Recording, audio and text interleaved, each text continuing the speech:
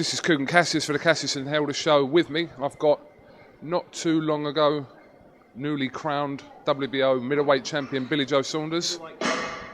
Middleweight WBO king Billy Joe Saunders, yeah. Is that your new title? Nah, just W. Do you know what? Now when I sign a glove for someone, I put WBO champ on it.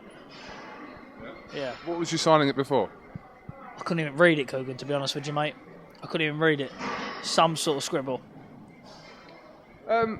Over the last sort of couple of weeks, especially since all the Golovkin talk has been going on, since I did the interview with you and Frank, some people's opinions about why you want to take this fight. Is it because you believe you can actually beat Golovkin, or is it that you're looking for just the biggest payday that you can get? So which one is it? Well, listen, if I was just looking for the biggest payday I can get, I'd go around and pick a load of bums to keep fighting and keep defending to get as much money as I can. So it's not that. I want to fight the best in my division. And obviously, he is the best fighter on the planet. But when you're fighting somebody of that calibre, you want some stuff your way. Now, I've always said he's the man at the weight. He is. He's unbelievable. But no one's invincible. No one's not unbeatable. Everybody can be beaten. So if I took that fight and things suited on my terms as well as his, then I would go in there knowing I could win.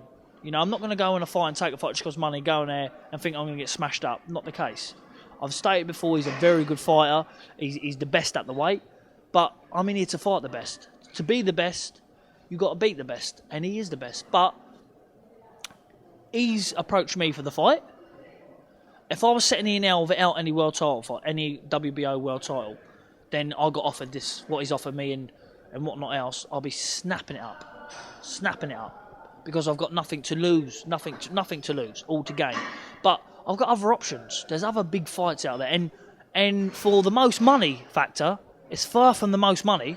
I can earn a hell of a lot more money fighting two other well-known opponents than Golovkin.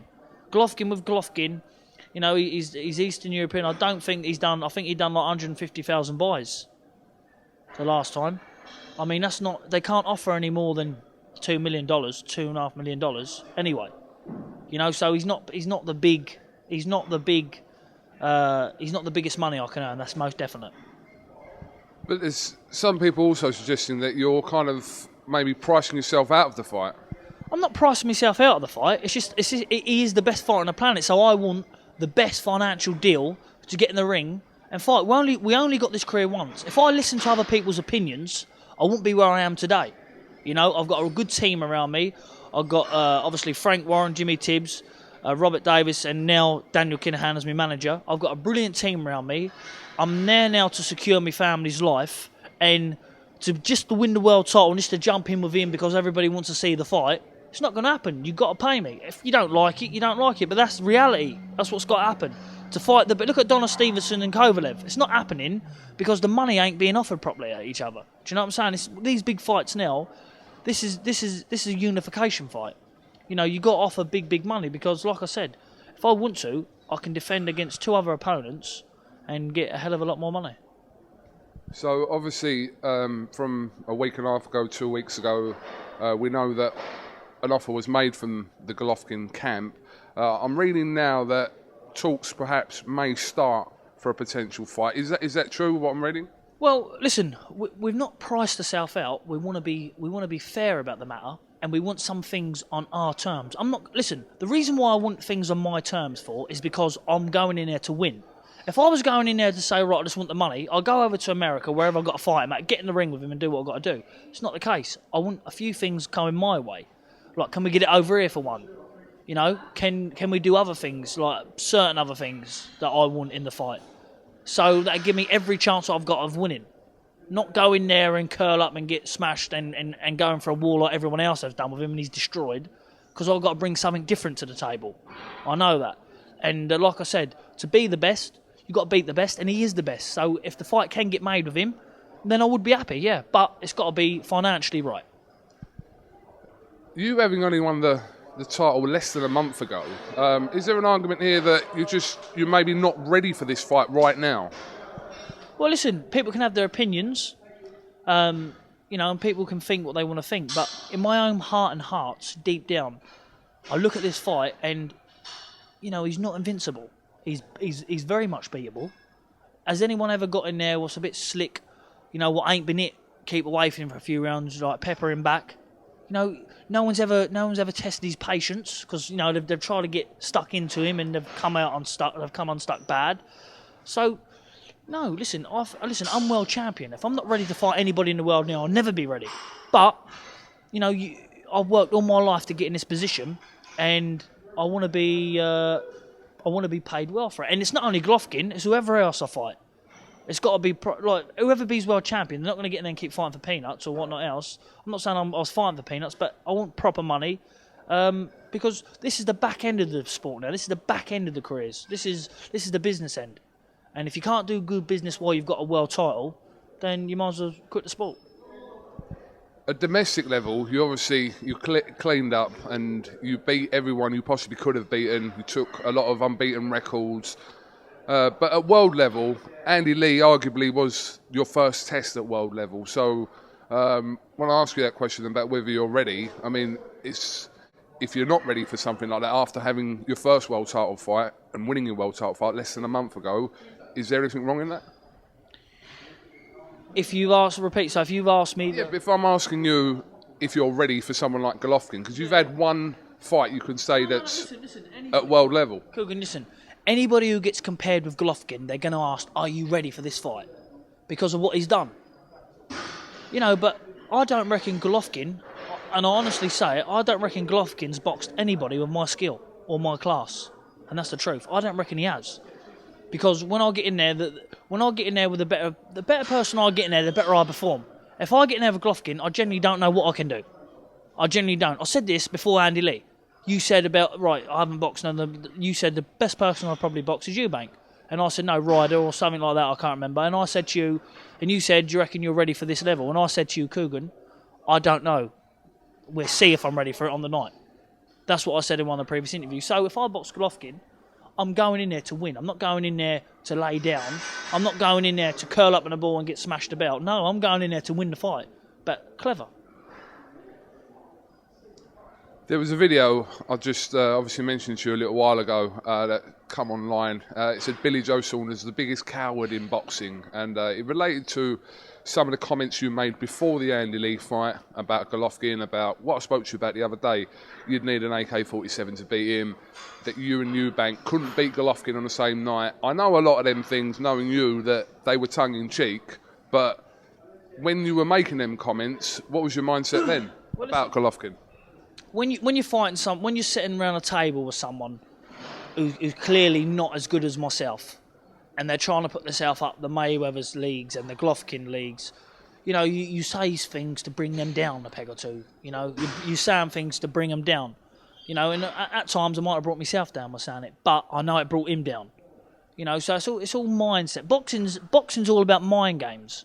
So if people go on that performance and go on for what I've said, well, they want to look at your cameras, what you've got hidden up in the loft somewhere. Then they'll probably say I should hang my boxing career up, well, hang my gloves up.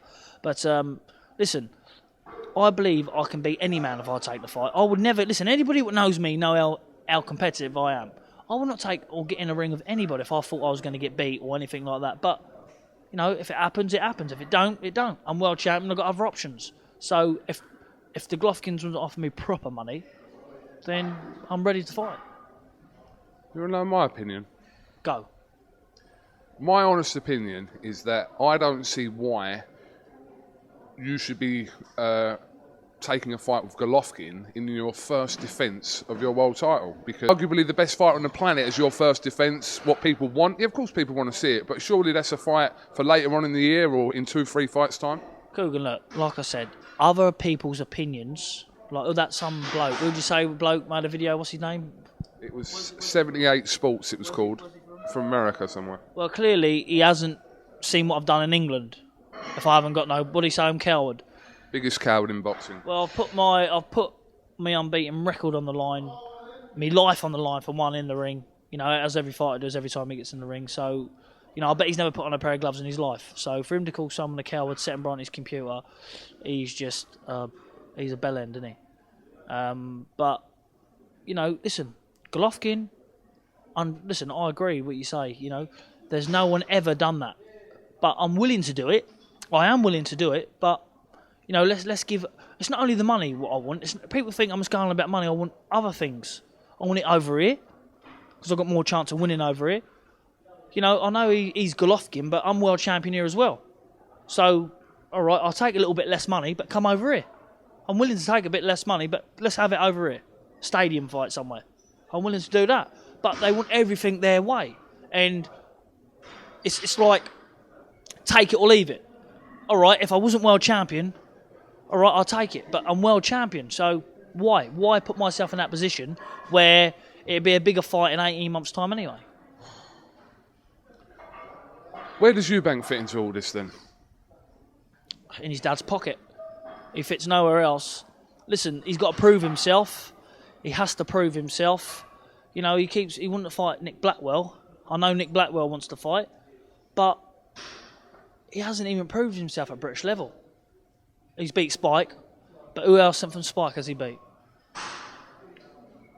That everybody knows. Chudenov. Well, I'm saying Chudenov because that was one of his previous opponents. Yeah, Chudenov. But you don't say he's been up one good man and got beat. And, you know, I think that he's got to prove himself. Not go for a British title fight when he's mandatory for the WBA interim world title. Because it's only another interim. It's not being disrespectful to Danny Jacobs because he's a good fighter. One of the best. But I don't see him as a full world champion. Well, he's not a full world champion, is he?